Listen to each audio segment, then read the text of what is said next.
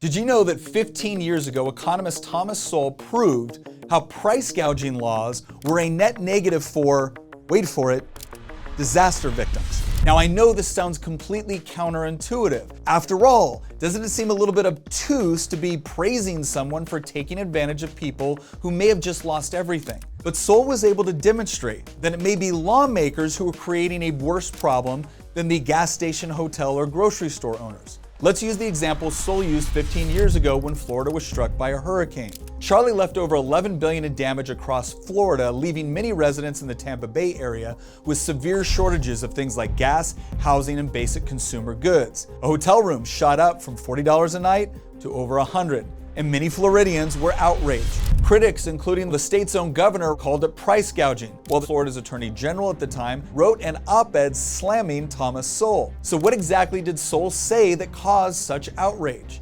Well, he suggested that Florida's anti-price gouging laws were helping to make the state's shortages in gas, housing, and consumer goods even worse than they otherwise would have been. Sowell pointed out that while it's easy for politicians to demonize a hotel, gas station, or grocery store for charging more in a crisis, it's important to remember that the costs associated with supply and demand are not automatically suspended during a disaster.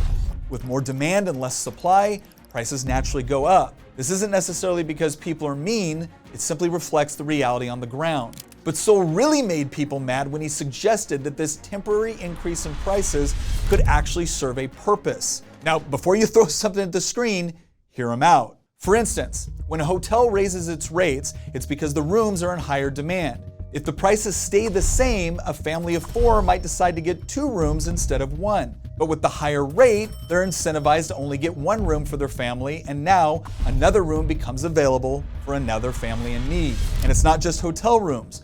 Rising prices for goods incentivizes other people to work to make those goods available. For example, John Stossel reported that in response to Hurricane Katrina, a man bought 19 generators, rented a U-Haul, and drove 600 miles to an area of Mississippi that had been left without power following the hurricane in order to sell the generators. He ended up being arrested, his generators confiscated, and the people who wanted to buy them couldn't.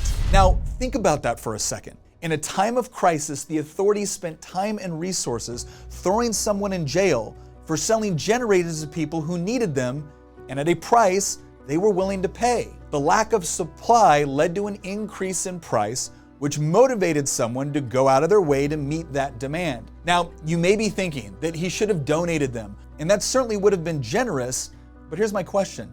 Did the politicians that threw him in jail do that? And if not, who was actually helping more in that moment?